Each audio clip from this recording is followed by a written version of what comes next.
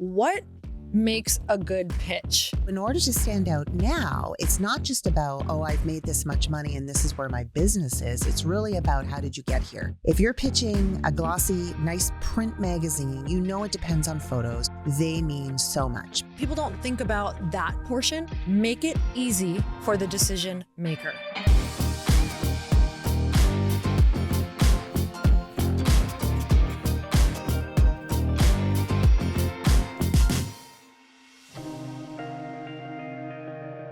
Kerrie Lee, welcome to the Earn Your Happy podcast. Thank you so much for coming on. Thank you so much for having me, Lori. I feel like this is so much fun that we have some history. We go way back. It's been like 10 years? Even longer. Oh my gosh, honestly, you're about kidding. 15 years, 20. I mean, it's been a long time. It's funny how our circles kind of run in the same circles. They come back and it's very synergistic. You know, I was talking about you having this podcast coming up. So to bring everybody up to speed, when I used to do fitness covers for Oxygen magazine, you were the editor-in-chief for a while. How many years were you there? So I was with that publishing group for 10 years, actually, because I started on the men's side, right? Like on the Muscle Mag International. And I launched American Health and Fitness magazine there, which was the first men's celebrity fitness magazine. And then I moved into the women's side. So all in all, I was there for 10 years.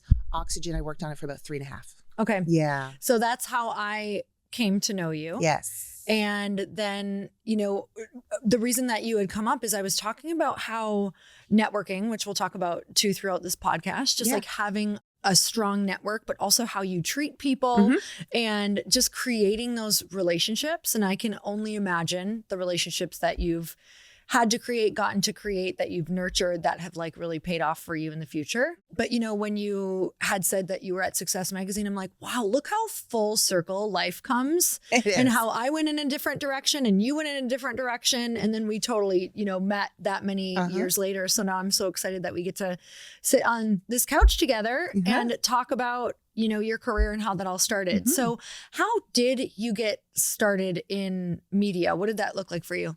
Well, I've been in the media industry, as you know, for 30 years now. It's really dating me, right? But anyway, 3 decades. And what it's done, it's just crazy. I'm from Toronto, Canada, right? So I now currently live in Denver, Colorado, but it all started back there. I actually originally did my undergrad in political science and international foreign relations. So I thought I was going to be a lawyer. I wanted to go into kind of maybe even politics at that time. Thank God I didn't. But I was definitely on a path to do something a little different. And then I ended up taking a media and communications course in my undergrad, and I just fell in love with the art of storytelling. And I thought, wow, I love to write. I've always been a storyteller, a showman, if you will. And I just loved it. And I thought, if I could tell people stories for a living, how great would that be? And I've also been very curious by nature. And so it was just like the perfect kind of avenue to take. So I ended up doing my master's in journalism, and I studied it in magazine journalism. And originally I wanted to actually go into fashion journalism because, as a young girl in her 20s, I just thought that would be cool, wouldn't it? Like it was just like a cool thing. But there was an opening at Muscle Mag International, which was a bodybuilding magazine back in the day. And I knew nothing about bodybuilding. I mean, let's be honest. Like I worked out, but it wasn't at all my thing. And anyway, I just said, I'm going to go for it. So I went for it. I got an assistant editor job. It was my first like real job out there in the world of magazines, which was, always hard to get when you're a new graduate. So that's how I started my career. It started in the bodybuilding fitness industry. And then I loved it. I really kind of got to know what it was like to not only build relationships, like you said, and network, but also how to establish, like how to gravitate towards different audiences and how to write for different audiences and storytell. And one of the biggest learnings for me was working on those men's magazines, because I was an editor that had to talk to a male audience. And that changed my whole trajectory, because it really kind of shaped the way I can now today talk to anyone, interview anyone at any level, and all those kind of things. So that's how my career started. How did you learn that? So tell me what that looked like when you were like, whoa, I am such a fish out of water. Like I'm speaking in a man's voice. Like I'm trying to essentially sell to this audience, get in their head, understand them. What does that process look like for people? Because so many people who listen to this podcast, they are podcasters or they are on social media. Like they will greatly benefit from learning how to tell a story and also understand how to get in someone else's head and shoes, you know? Right. And, it's really interesting because it's been a process. I mean, obviously, I've had to grow with my career too. And today being at Success Magazine, it's really being able to give me that platform to be able to speak to those real high thought leaders and like the Tony Robbins of the world. Totally. I mean, you have to step into those interviews at a different level and you have to be able to go there. So one of the big things is obviously doing your research, right? It's really knowing who your interviewee is and getting to know them. Also getting to know how to pivot. And that's a really important thing, especially when you do have different audiences. If you're, talking to men or women or whoever at any level, you have to know how to pivot because you never know where those conversations are going to go when you're dealing with, of course, experts, right? Yeah. Experts in their field where they know way more than you do in their own field. And you have to know how to pivot those questions, be really spontaneous. And I think that's just what's come kind of over the years with me. I used to be really, really nervous. I used to have all of my notes and all my questions. And if somebody answered something differently, I'd be like, oh my gosh, how do I, oh God, where do I go? And, but now it's a lot more of a conversation. I like to have more conversations just like you and what you do. But I do find that even interviews for the magazine still, it really comes down to that relationship. And once you make that person feel very comfortable and that you know about them, you know what they're doing, but then also open the floor for them to really share what they want to share, then the interview always takes off from there. So I love that. So you've had to do, I mean, I'm sure the amount of just kind of like networking, favors, different things you've had to ask behind the scenes to pull off articles, to pull off covers. I mean, you guys with Success and also with what you did in the past, but with Success, you, like you said, you interview like the top celebrities, top thought leaders. Is it easy to get those booked? Is it challenging? What does that look like trying to get them involved? And it has changed, right? So back again from fitness days, obviously the core of my interviewing and getting people on covers, of course, was fitness competitors and, fitness and wellness and nutrition specialists and all that. And they were the top in the industry. So I I knew who to go to. They all wanted to be in the magazine. It seemed like it was a bit of an easier symbiotic kind of relationship, right? Because it was very niche. Totally. Now at Success Magazine, we focus, of course, on entrepreneurship, of course, business owners, top thought leaders, CEOs. But I've also opened it up since I've come to Success to solopreneurs, influencers, content creators, podcasters, anyone really starting or doing a business, and also people in the corporate world. So getting people to interview for the Inside the Magazine is quite easy. A lot of people want the exposure. I would say literally thousands of pitches a week. Like it really is crazy from PR teams, from individuals, but getting those for covers and also those top, again, the Tony Robbins of the world. We just did Mel Robbins. I've interviewed Deepak Chopra, like all these different people. I wouldn't say it's difficult. It's, you have to navigate it. And I'll tell you why. One, you have teams to work with. And that you have to go through all the different levels. But two, I also am very cognizant of the strategy behind the editorial. So I put themes to every issue and, it has to be the right timing. So, for example, the Tony Robbins issue we had last spring but that was our money issue, our finance issue. And he happened to be coming out with a new finance book and how mindset in the money world. And that was just the perfect alignment. So I would say that when we place people on these covers, or at least do the planning for those, because right now we're planning literally up to 12 months in advance. It has to go along with the theme and the integrity of the actual content. And that's then when I put people into the different places. So it's very strategic and it's also very thoughtful in regards to planning well in advance. And I think that's how it all happens. But again, there's people that I want to get an interview that we haven't been able to land yet. A lot of it depends on their schedules as well and their availability. Okay, so with that, what makes a good pitch?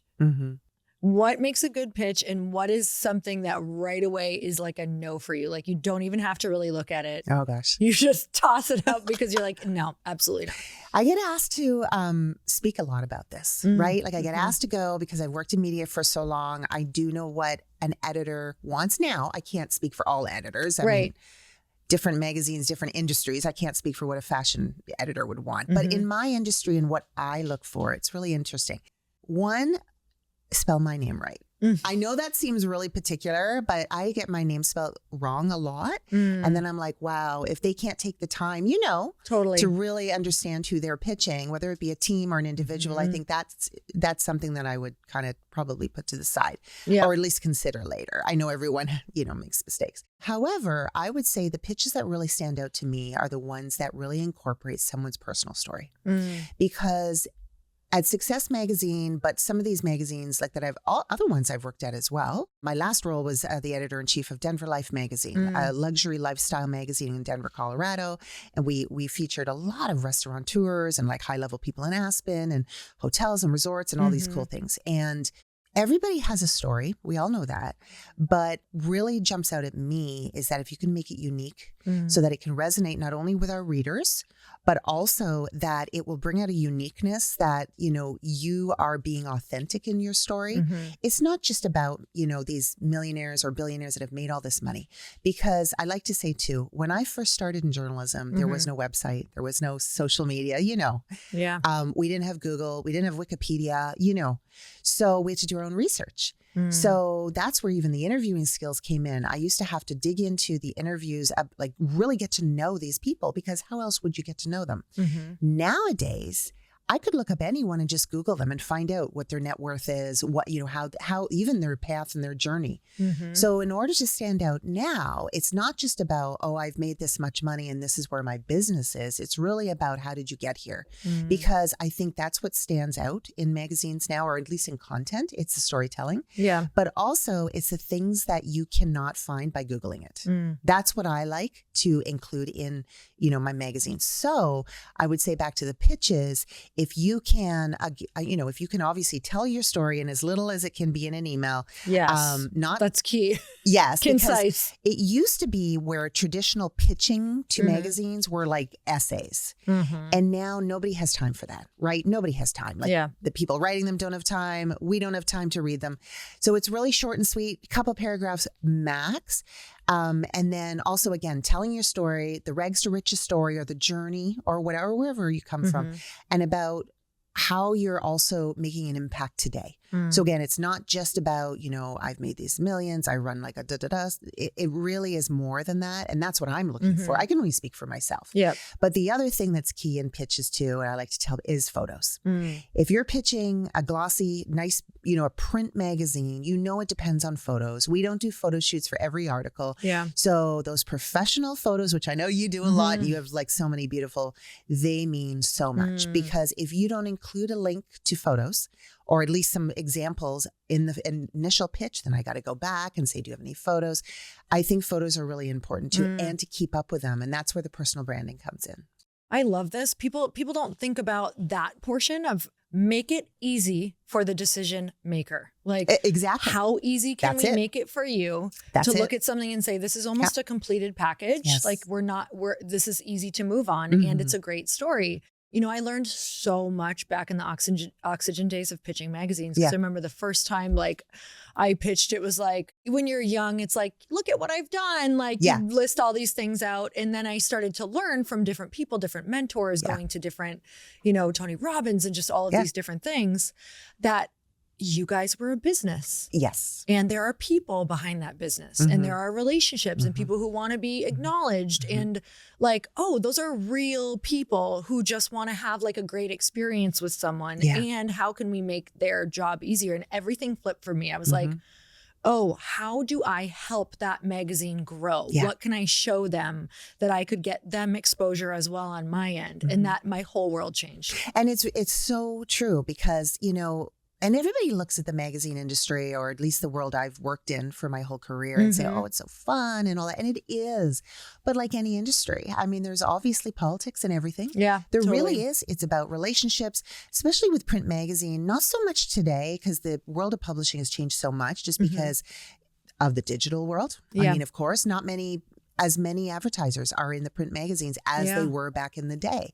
We used to really rely on those those dollars coming in for advertisers. So, I'm not saying there was always tit for tat, but it was a part of the industry we were in. And I hate the whole church and state thing. Like I never liked to play favorites or anything, but sometimes there was this piece of the business that people outside didn't realize, that like if we didn't have these advertising dollars and if we didn't work with their teams, we wouldn't have jobs. Exactly. And that would mean that the readers or people who loved those magazines at the time, they wouldn't have the publications to read. For sure. So yeah, you're right. It's absolutely a business like anything. It's not all fun and games. It's not all just at photo shoots. I mean, there is that, but there's a lot of planning, a lot of, strategic planning that goes into a lot of this. And now at Success, I mean, a big thing I brought to the table there, because I've been there almost 2 years, is those partner relationships. So, we also do events, we do, different things too. And so we want to make sure that our alignments with our talent partners in the magazines or at events or on, all those different things are aligned, because the magazine is a really great vehicle now to promote our brand of Success. So if we can have those alignments and that kind of synergy throughout all of our assets, that's what we're looking for nowadays. And that's also how it's changed. Although I guess back in the day, you would say, at the trade shows, remember those big trade show booths with all the girls and all the guys, the fitness ones in particular, I guess that would have been our brand alignment there with the magazine. So now it's really just switched. It's just switched now to more online, speakers bureaus, podcasts, all the different things we do today.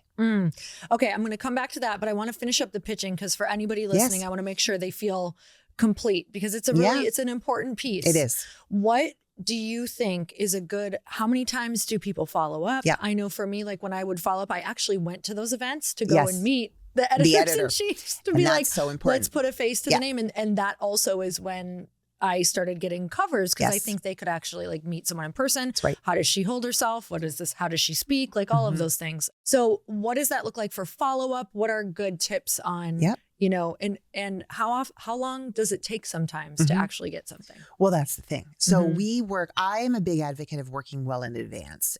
Success Magazine's it's a bi-monthly, 6 times a year. We do have our digital magazine too, which we launch, which is another 6 times a year.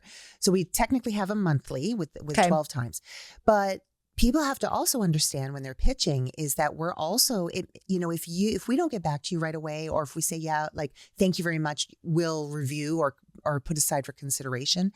It's not necessarily because we're not interested in featuring you. Yeah. It could just be alignment with, again, our themes or, what's going on in the magazine, or if I've already got everything booked for that next issue. Totally. So it's people just have to be patient. They have to know that something has to click. If I'm looking for an expert or a columnist for a specific column in that next issue, and the theme of that issue is money, like you just have to kind of be in that realm of what you do for work. It's not got anything to do with your business or who you are. But back to what you said, anytime you can get out, and I do go to events and do different things, and people come up to me and say, "Oh, it's nice to meet you." I will remember certain people if they really, Totally. there's a bit of connection there that will make a difference. I've had a lot of people reach out to me on Instagram, and I will get back to you and say hello. If I advise you through that, or LinkedIn, if I advise you to send your pitch then through to, editor at Success Magazine or editor at success.com, then go and do it. Feel free to drop my name and say, remember me from LinkedIn, but to also have the patience that those kind of vetting, like we have a vetting system that will go through my team first, but being very patient. But the follow-up, I mean, I love follow-up because we get so many pitches. It is nice to have like, hey, just wondering if you got my pitch, or, is there anything I can do? Is there anything I can offer that, whatever, in this process that will make it easier? And if you do that, I would say like once after, like maybe if you haven't heard from me in like a couple of weeks, then maybe follow up. And then if I say, yeah, our team has it, we're looking at it, then I would probably leave it for a bit. I mean, maybe a month or so. If you haven't heard, then follow up again. But it's not everyday follow up. Yes. I think that's just way too much. And not that I'm the type of person that would say, oh gosh, they're a bother, but it also kind of starts to make you look desperate. It makes you look like, we look at professionalism of people too. And pitching is such a way to display that. And those interpersonal relationships, the follow-up, if I do give you my phone number to text me, then text me and just be responsive that way, because that will mean a lot to me. I mean, my role as the editor-in-chief is wonderful because I am empowered to be able to make those decisions, but I'm very fair. I'm very authentic. So as long as we, have a good relationship and there's no, I've had someone recently, funny enough, who didn't have that patience and they were kind of upset that we hadn't, run their story already. And they only pitched me the week before. I'm like, well, first of all, we worked so far in advance. So then and they said, well, I have a book coming, I don't understand. It's very timely and it's this and that. And I said, okay, it's timely for you because your book's launching. Yeah, exactly. I get that. And I respect that because authors work well in advance. It's a really stressful kind of endeavor, but you have to understand we already have a lot of content in the works. So, I can offer also our online stories on success.com, which could probably get someone out there faster. But then a lot of people want to be in print. And then I'm like, well, then you just have to be patient. And if we have themes coming up, like our theme we're working on now for July issue, August, is the business of sports. So, I mean, if you're not in that world, then it just doesn't make sense to be in that issue. So then it might be better off down the road. But yeah, pitching is interesting. I'm sure all editors have their different ways. I know newscasters and news, and all these different media outlets are different in what they look for. One other thing I'd just like to advise too is, this is a big one. Make sure you know and understand who you're pitching, not just the audience of the magazine, not just who's reading it, but who's on staff, and also look up their editorial calendar. Ask for media kits if you can, if that's the first reach out. You want to know what's coming up in their world. Also, have looked at look at the magazine. Know what columns. I've had pitches that are very specific, look, I have all this background, all this experience. I'd love for you to consider me for your mentor message column. And I'm like, oh, that's cool. They actually know what they're talking about. They've looked at the magazine. That is keen for me. First of all, again, like you said, it takes away that extra work for us. Yeah. Because I would say, pass along to my managing editor, mentor message down the road. It makes it so much easier. If you know who you're pitching, their audience, also their columns, people on the staff, and again, you have to be very professional about it, then that's what's going to catch my eye. That is all gold. I love that. All right, let's go back to how the industry has changed, but I specifically also want to talk about how you felt through it all, because you guys really got rocked there for a while, and you're still finding, it's like you had to find a new way of being out in the world. And with the different things that I know that you guys have in the works and all the things that you're doing, the masterminds, and like you said, kind of really branding success across everything that you're doing. I would love to hear kind of the beginning of when you started to see the decline of how magazines and it was going more digital and social and all the different things, and where you were at during that time. Yeah. And again, just going back to the beginning, when I was running Oxygen and running, all these other magazines, I've launched other magazines too, and helped overhaul several other consumer magazines. We didn't have websites to represent who that magazine was. Right. I remember all subscriptions were based on newsstand subscription and how many we could sell at trade shows, literally old school. And, it has changed so much. I mean, nowadays, obviously the digital world is booming. I mean, we all know that, social media. And so many other people now I've noticed I have friends from that world that have gone on to launch magazines. Some are photographers, and it's so much easier now to do those kind of things. There's so many softwares to do different things. So the way that it's changed now is that we, as print specialists, because that's what my background is, it's print magazine, we have had to look at the print world as a caveat to an asset to the rest of our businesses. So I would say we don't make our money from print newsstand sales, and it's just the way the world is nowadays.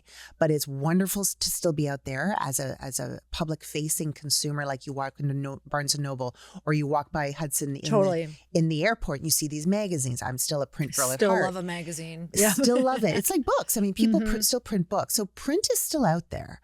But in regards to public publishing and editorial, it switched to digital several years ago, right? 15 years ago, when it really started getting big, 10 years ago. And now if you have a print magazine, you have to have that complement of a digital. You have to, because that's where people are going to go to look up whether the print magazine is even worth getting a subscription to.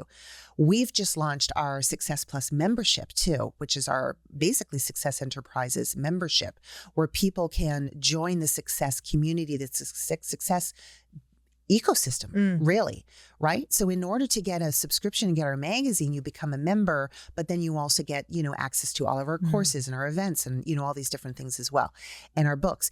And so now, like I said, the magazine is a caveat for, or a vehicle to be able to brand our business. We put so much effort into it and time in it and all of it. It's our passion. People love having it. We've met people that have had magazines for success, like way back, and down, like Russell Brunson is one of those. I mean, incredible collection that he has of the actual magazines. Wow. So the Success magazine is actually almost 130 years old. I mean, that is incredible. That is. I always like to joke and say, well, I haven't worked there that long. I've only been there the last two years, but it has really come a long way. But it's still going. And I think that, again, the digital world is just aiding in all those different avenues we can actually promote the magazine, but also extend our brand, our footprint, basically. Where do you guys see yourselves going in the next 3 years? Right.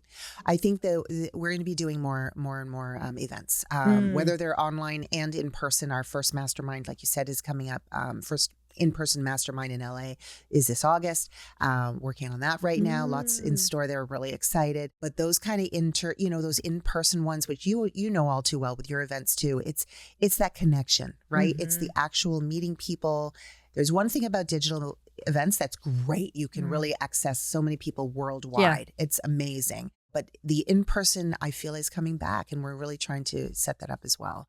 In-person is I think it's one of the most powerful modalities of transformation, hands down. It is. It's exactly how I would launch my career, pivot something big, learn something new, take a giant leap. You can do online things all day long, which are good. I also did those hand in hand with this. But whenever I would go to something in person, and obviously some events are better than others, and I know you guys do everything first class, but when I would go to a good event, it would change my entire life, like in a weekend. And that's why we got so obsessed with doing events ourselves too, is because I was like, no, this is the fastest transformation. Yes. And especially when you put a little bit more money down for the in-person, money is related to transformation as well. It's accountability. So the second you put that down, it's like saying to the universe, like, I'm going to show up. And that's your first energetic like commitment to it. And then I think it changes the level of people in the room, because to actually commit money-wise, then to fly, then to get in the room, then to overcome all the obstacles, the fears, everything to be in there. It's a different level of commitment you guys have all said yes to without knowing it, like an unspoken agreement that you're all going to show up. And like you said, it's the accountability. It's the commitment, right? It's a commitment to yourself. It's also, that's where it lends into the mindset. You spend this money, or you take the time to travel somewhere and be amongst like-minded people right there where you can literally give them a hug, right? Or you can dance. Going down, you can dance with people and you can get up on stage. There is definitely an experiential element, of course, and a commitment there that you just do not get from digital. So I'm all about the in-person. I've started speaking more myself and getting out there, and I love it because you get to really know and for me, I get to know who the people are. Like just this past weekend, I was in San Diego, right? That's why I'm here. And I was at an event and somebody came up and said, I was in your magazine a few months ago. I'm like, what? Like, it is such a different connection, because I can see pictures and even talk to people on Zooms all day long. But when you meet them and they say, yeah, look, oh my God, will you sign this for me as the editor? I'm like, oh my God, it's just that connection. And then you're really touching the end user or the consumer. I think that's going to just like blow your mind and add so much value to everything that you're doing. Like in even you personally, like when you get to tangibly see a result in person, it shifts even how you approach everything that you create, because it creates that awesome connection, and it just like humanizes everything even more. It does. And that's the thing, right? Like with everything going on now with, technology and innovation, AI, and I mean, all this stuff, it's amazing. We have to grasp it. Absolutely. In all of our industries. But I do think that it's that the human interaction and really seeing emotions in people that is it's just different in person for sure. So I remember through the industry, like a lot of people were like, they were worried for their jobs. They did not know where the world was going. They didn't know, someone like you who had like specifically really niched into a career that all of a sudden we're just watching the world change so quickly. Mm-hmm. How were you feeling like emotionally and what were you like thinking you were going to do? Well, I must admit, I've been in journalism for 30 years, but I did take a bit of a hiatus and I went to the corporate side for 5 years. So right after Oxygen, I actually went to, I was a vice president of communications because I have that background in communications for a health and wellness company called, you might be familiar with Stop Pilates. It's a mind body for if you're in Pilates. And I ran the obviously the global side of the marketing communications. And going from publishing into the corporate world at that point, it was very strategic. I did that so that I would know, basically at that point I was pitching media, but I already had connections because I had been on the media. So I knew I could make some headway in promoting our brand. And we grew it and, launched all these 30,000 like licensed training centers worldwide of Pilates. But at that point, I knew that magazines were starting to change anyway, because the advertising kind of dynamic was shifting with where people were starting to put their money. You were watching the dollars go down. Yes. Yep. And they were starting to put their money into websites, right? This is again, kind of back in the day. So I wanted to go onto the corporate side to say, building these websites, what does this mean? The branding and all that. So to answer your question, I missed magazines. I just love publishing. So I went back to the publishing side. But at that point, I was working at the largest communications basically company in Canada called Rogers Media. It still is today. And they have tons of magazines and they own sports teams. It's a huge conglomerate. And what I remember happening was the publications, to stay alive, they weren't just depending on advertising anymore. Now they were starting to do more like these sponsorships, these partnerships. We did a big family, healthy family challenge. I remember because I was at a magazine called Today's Parent. And it was basically doing, these installations or these kind of experiential things across Canada, but also our biggest corporate sponsor was like Kellogg's. So again, it was starting to bring in these bigger kind of partnerships, these sponsors and all that. And that's how the print magazine started to rely on other dollars. And that's how they survived. And so now bring it up to today, you've got, events, you've got social media, you've got podcasts, you've got Speakers Bureau. And those are the type of things that these media companies like Success Enterprises has, because you need those to rely on each other to bring in different ways of income, like different streams of income and of revenue, and with our events and that and sponsorships and stuff. So that's how publishing has changed from a print perspective, from my perspective, in the path that I've been in. I've also worked at, like I said, city magazines or luxury magazines that rely on advertising or partnerships with different like resorts and stuff like that. Those are different as well. Sometimes there is bartering, but not at Success. We do a little bit differently.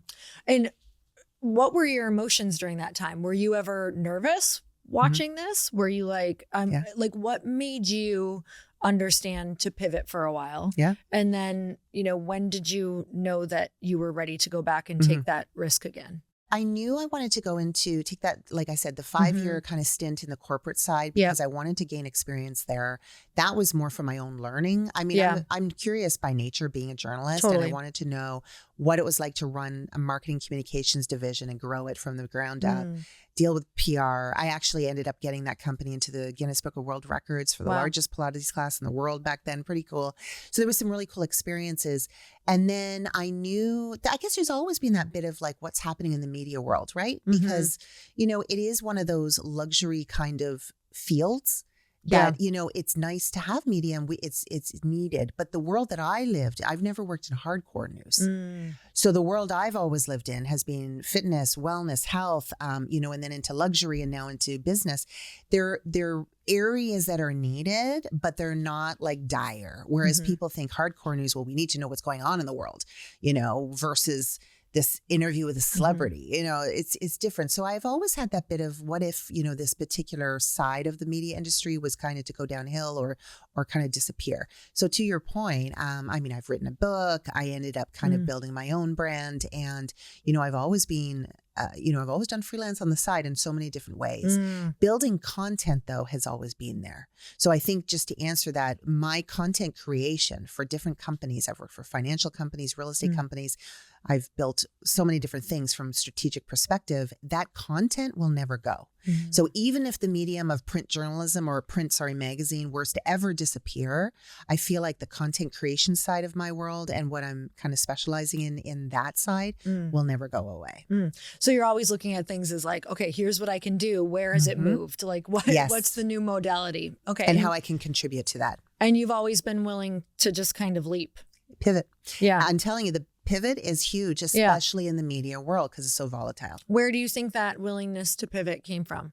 I think it's more like I've always been ambitious. I've always been a go-getter in my own world. And it's an interesting question. I've learned to pivot, I guess, because of my upbringing and, lots of diversity there and adversity, but then also learning to survive and be ambitious at the same time, being a female in like a predominantly male kind of dominated world, especially when I started in the bodybuilding world. I had to just be thrown in there and navigate it. I've worked for some really interesting entrepreneurs and characters and just kind of, again, had to prove myself and be, accountable to not only my jobs at the time, but to myself. So the willingness to pivot or the knowledge and navigation to pivot has come naturally through basically my journey in my career. I mean, I've always been just a go-getter. And I think in order to keep yourself fresh, and see, back then they didn't call it personal branding. You had to evolve, right? You just had to keep up.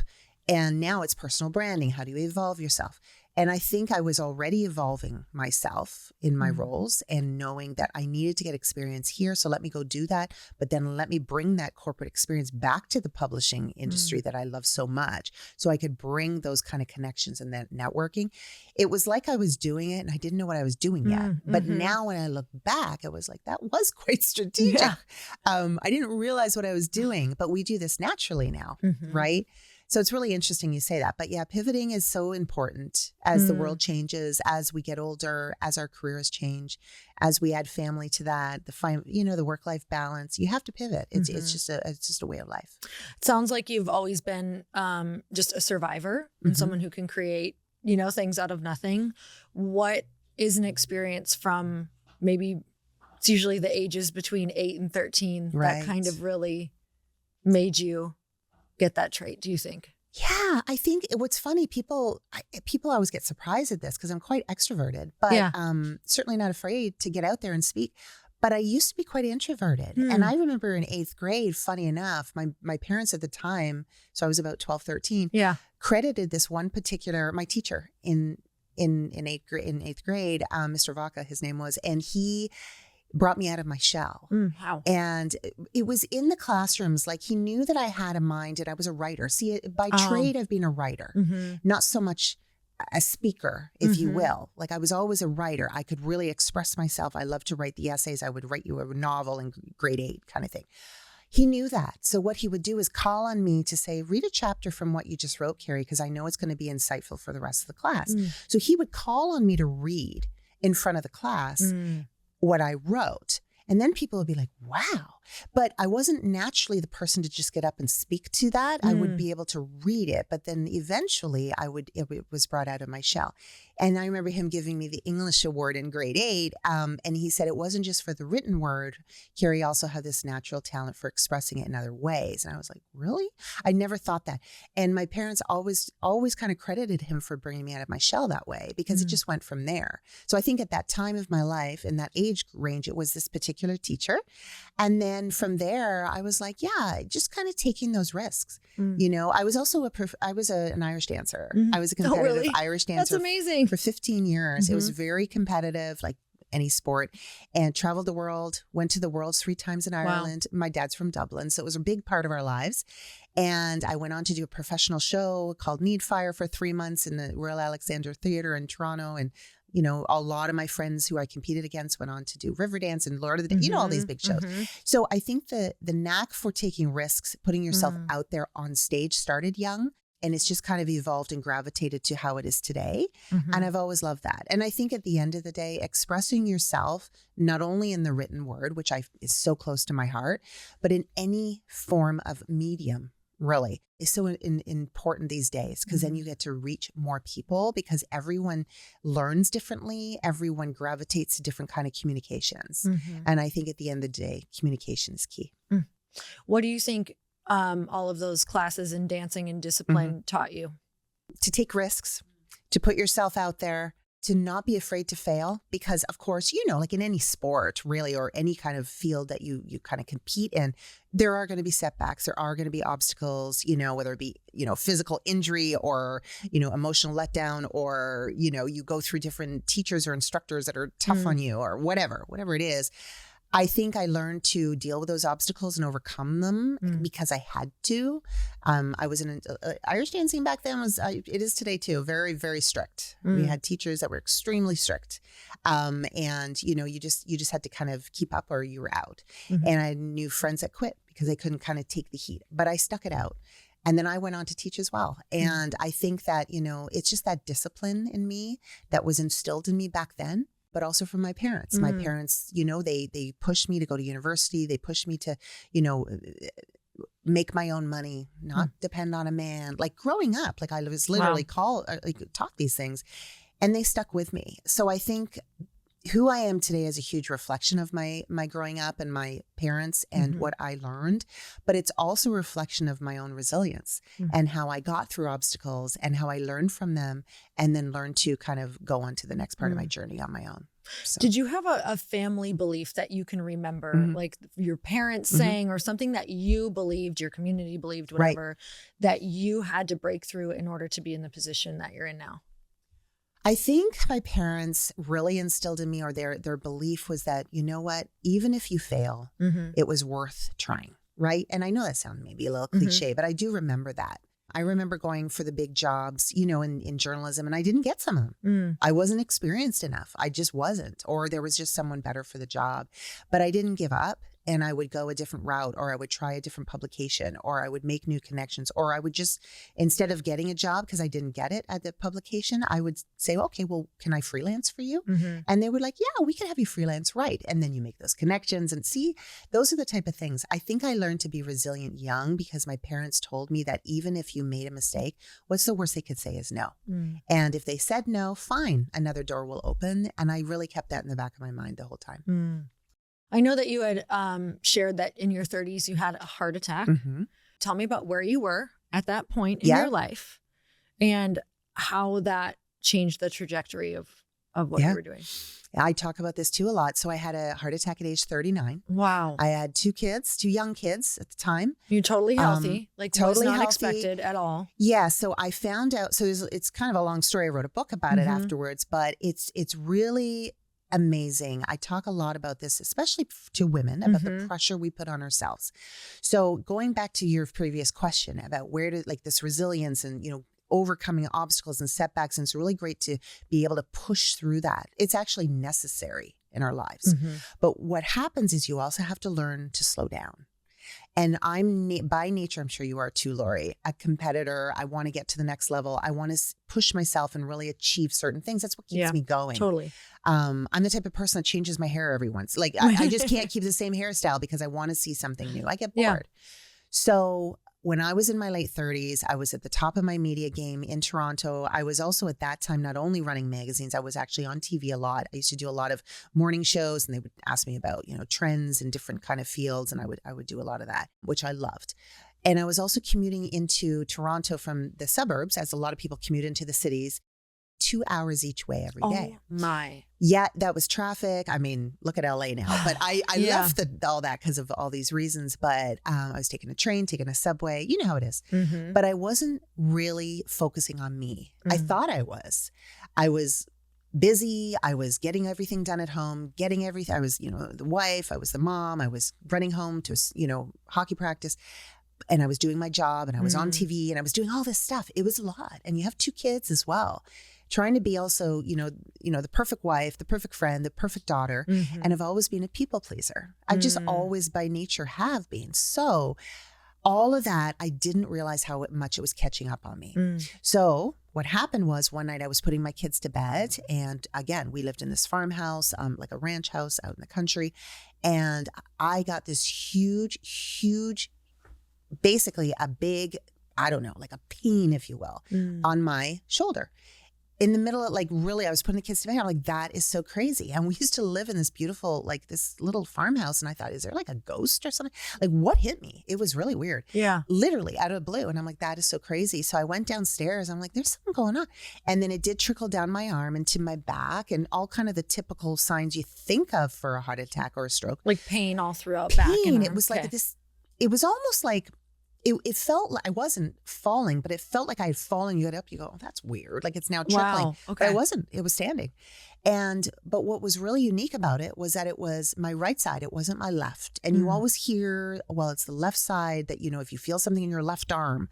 I thought, well, then it can't be anything to do with my heart. And I didn't think it was anyway. I wasn't overweight. I didn't smoke, don't drink. Like I didn't have immediate issues in my immediate family. I thought there's no way. Yeah. I thought I'm just stressed. I'm under a lot of pressure at work. I'm under a lot of stress. I had been having more migraines than normal, a little bit of aches and pains more than normal, trouble sleeping, some of those things. But as women, we chalk that up to stress and we think, oh, we'll get through it. I just need a good night's sleep. Totally. I just need more sleep. We always do that. We make excuses. And anyway, long story short, my husband at the time said, like, let's call an ambulance. Like, you're not looking good. I literally just wanted to lay down on the floor in the kitchen and go to sleep. Like that exhaustion came over me. And that's really weird. Like it just shut me down. The biggest problem, like the thing was I said, no. I said, no. I'm going to be fine. Let me just go to bed. I'm going to sleep it off. Especially as a people pleaser. You're like, I don't want to disrupt anyone or anything. I had meetings in the morning. I'm like, no. Exactly. It was later at night. I didn't want an ambulance come all the way to the country. I just didn't think it was that serious. I thought I could get through it. So the next day I did go to work. I still had this pain. This is the crazy part. I had this pain. I knew something was wrong with my body. Got to work. I had a panic attack that day. Ended up going home. Like it all happened from there. I ended up having a cardiac surgery. I ended up finding out that I also had a heart condition from birth that I didn't know about. And it was getting worse as I got older. The biggest caveat was I was like, I just don't understand because I have never had like until then, shortness of breath and all this. It was really gaining. My cardiologist said it was also the stress. It was stress coming on me and the mind-body connection. That's what it does. This mind-body connection of the stress I was putting on myself was bringing out the worst in my body and it was impacting my heart and my breathing and all this.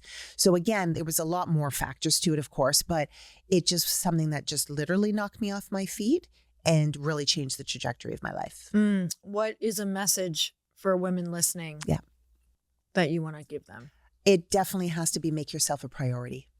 It has to be. It may not be 24 hours a day you do, but you have to once in a while. You have to. And I think that's something I still have to remind myself all the time. I mean, I'm a go-getter. I'll go. I'll jump on a plane. I'll do what I have to do, especially when it comes to my kids. My children now are 15 and 20, 2 boys, and very active in sports and all that. And I'll go. Like, you need me, I'll go. Anytime. And I do think that, you have to master the art of saying no. You have to learn to listen to your body. So these are a few tips. Listen to your body, learn to say no, learn to basically take time for yourself and make yourself a priority. And if it means like you have to let go of some things, whether that be work or whether that be even people in your life, then do it. Those are the things I would say. It's life or death, actually. It is definitely. I think stories like yours are so important to hear because we don't think that being busy or stressed or having this low-level anxiety that we literally, so many of us live with every single day, that's going to be a thing. And my husband recently just had a stroke over just like stress and so many. I'm at that age or place, which you were in your 30s. Like this truly does happen to people. Does. And nobody really hears about these stories, but they're frequent. I'm sure now that you've had this story, have you heard of like, absolutely. Yeah, exactly. Tell me your experience. And that's the whole thing. So we do a whole podcast on self-care and about my heart health because I'm an advocate now. Yes. In particular for women, but for everyone. And I'll tell you what, the whole thing I learned about very quickly was that the signs and symptoms of strokes or heart attacks for men and women are very different.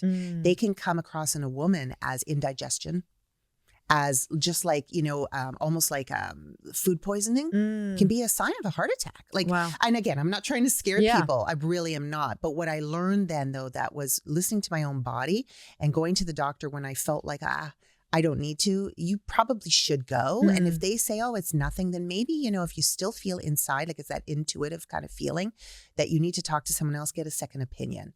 So from there, I started sharing my story. I started sharing it not only in magazines and, people were asking me about my story back then, because on the surface, I did come across as I had it all together. And I didn't have any, I wasn't hugely obese. I didn't feel like I was on a bad track for this to happen. I certainly wasn't a smoker. So stress management became a huge topic of conversation. And I did learn that there was a lot more people around my age in their 30s, and even younger, that had these similar experiences. And I think now that's why I get out and talk about this a lot. I talk, even in the corporate wellness kind of setting, because people in business, you do not realize the stress you're putting on your body. And if we can incorporate any of these kind of tips and tricks or methods or techniques within the corporate world as well, and with entrepreneurs and obviously business, to take that time for yourself, then I think we'll all be better off. And even from a productivity kind of side as well. So when you say take that time, just for people to really tangibly understand, what kind of things were you doing? Like for someone who's really wired and wound tight, it can sound not fun to slow down, to take that self-care time. That can actually feel really stressful at first. Yeah. So how did that transition look like for you? Like, how do we know we're now doing enough self-care? Yeah. And self-care is obviously very different for every person, right? And I'm like you, Lori, you're right. Like if you say, no, I'm not going to touch an email today, that could that's more stressful. Yeah. It could give you more anxiety, right? And then, why? Because it's not only like you're probably a people pleaser like I am. You probably think, well, if I'm not getting back to them, they're going to think I'm ignoring them. And then it trickle effects. But then also the added stress can be that, oh, shoot, if I don't touch an email today to give myself time off, then tomorrow I'm going to have double the amount of work. So what's the point in that? Like, that's kind of how our minds can work, especially for entrepreneurs and business people. So, again, self-care is completely different for everyone. Some people like to work out. Some people like to, meditate. Some people like to take a vacation, whatever you feel works best for you. One of the things I love to do is journal. I love to write down because I'm a writer. Again, that's just the way I am. Some people like to talk into their phone and just record themselves. But the other thing that I was going to say is I think that one of those things is give yourself some credit. If you can take a few moments a day and instead of going through your to-do list, and I'm a to-do list person, all the to-do lists are reminders of things you haven't done yet, which can also be anxiety filled, which can also be extremely stressful because you have this to-do list that you're like, oh gosh, right? You start the day off going, oh my gosh, you think you're organized and you might be, but it's all things you haven't done. What I like to do is at the end of the day, and I hope this is a tip that maybe your listeners and readers or your viewers will take away, do a list at the end of the day of all the things you have accomplished in that day or in that week. And then go through them and go, yeah, I did this great podcast with Lori Harder. And I got that done after traffic in LA. And we got it done, yes. And give yourself some credit. And then give yourself some, credit also of the people in your life. So it's almost like a reverse to-do list, right? Where you can actually credit yourself for the things you've done.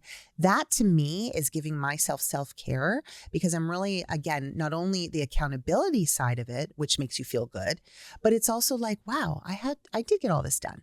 So those are kind of things that I do in my own world. Of course, you can, the eating right, the exercise, of course. That is something we've all been ingrained in growing up that you should do. And you should always improve that side of your life. But also self-care for me is spending time with quality people in my life, my friends, my family, my boys. My boys right now are my priority, work and my boys. I'm a single mom and it is just so important to me to have that relationship. So self-care to me is also keeping those relationships open with those in your life that are very important to you. I know you had mentioned that you were recently divorced. How are you doing with that right now? Was that expected, unexpected in your life? It was something that, to be honest, is fairly new, but it is something that's been coming for a little while. It was just a natural evolution of, I think, where our relationship would go. And I think that we're probably better off friends. And I think that's a good thing. We have a great relationship for the boys' sake. And, it is difficult. 22 years of marriage, 2 boys later, all 4 of us moving to the US from Canada. Wow. We're green card holders. And there was a whole process there that was a big thing that we had to do as a family. We've been through a lot of ups and downs and a lot of different heartache and a lot of different things. But I think now, me moving into this next chapter of my life, I'm 51, and a lot of really fun things on the horizon, and just knowing that this is the beginning of my next stage, my second act, if you will. I'm extremely excited. So what I'll do is I will take those times of, remembering the amazing times in my marriage, and just taking that and kind of putting it in my heart and keeping it there, and using that as fuel to move forward and to be a really good person and to hopefully have wonderful people in my life. What would you say to a woman right now who is staying in a relationship that she knows is over, essentially, but is too scared at the age of 40s or 50s to go? It is extremely difficult. I think that I probably could say that I was probably in my marriage for a little bit longer than I should have stayed too. And I think that maybe even he would say the same. There's no blame here. I think that is extremely difficult because you get into patterns, especially when you have children too, and you've built this life together. You get into patterns, you get into habits of just, that's just what you know, and you feel comfortable, and being content and comfortable is great for some people. It's not for me. I needed to take that next step. However, it's for those who are staying in a relationship that maybe they're not happy in, or that really isn't healthy for you. My own advice would be, please listen to your intuition and your inner gut. Follow your heart. And if you know deep down that you need to leave, please leave. I think that, again, I'm no expert, but I do feel like the longer you stay in that relationship or in that household or whatever that is, the situation, I think that it can be more detrimental longer term. And again, I can only speak from my own experience, but I've met a lot of women who have been in relationships that they should have left for whatever reason. The one piece of advice I would definitely give, though, is make sure you have some form of financial security before you take that leap. Although unless it's dire and you just have to get out, that's fine. But I do think that planning your time and planning what you're going to do next a little bit and have that little bit of safety net is probably important. If you do not have that, and if you aren't the breadwinner, if you don't have an income or something, then definitely just go to resources that will help you get through those or get you to the next stage. I think that's the important thing. What are you most excited about right now? Yeah, I am excited about this year. I mean, goodness, it's Women's History Month. It's March already. I can't believe the first couple of months have gone by. I am so excited about some new ventures I'm doing right now. There's something we just announced on Friday. I'm actually a member. I've been asked to join the member of the G100. I don't know if you're familiar with it. The G100 is a global women's networking business community. I know, and it's really amazing. It's 100 women in 100 countries. Wow. And we are all connected. We go down Zooms together. It's incredible. People from, India, Dubai, the UK, all over. And these are high achieving women who want to help and do good in the world. And I'm extremely honored to have been asked and nominated by a fellow friend and colleague of mine to be the regional director of the Mountain region in the US. And under the holistic well-being wing, which is what I'm part of. So now you'll start probably seeing more of that, of me promoting that out there in the world. But it is a community of women that, like I said, all cultures, all diversities, and all businesses, and who are so incredible, from doctors to lawyers all over the world, and executives, dignitaries, who really want to just help and do really good for women in adversity, and all of these different topics, from the self-care side to heart health to, holistic well-being, relationships, marriage, children, all the business. Navigating that is going to be at the forefront of my philanthropy efforts now on a personal level. Yeah. And that's what I'm really excited about. And I'm also really excited on my personal side to do more traveling and to get my kids sometimes out of their sports, because they're very serious about their sports, and get them some time and let's do some traveling together as well. Oh, amazing. I love that. Well, this was so much fun. I'm so grateful for you coming on. Where should we follow along with you? Well, you can obviously connect with me on social media at Kerrie Lee Brown. My website is kerrieleebrown.com. You can kind of find me there. I'm available for speaking and for any podcast, all this fun stuff that I love to do and get my message out. And then if you're interested in pitching the magazine, You can reach out to me at editor@success.com. And that's probably the best way to go there. Otherwise, I'll connect with you on social media. Well, we're so grateful for you and for sharing your story and just everything that you're up to, and such a amazing, just interesting career. I loved learning about you. So you guys make sure you go follow Kerrie Lee and check it out. And until next time, earn your happy. Bye, everyone.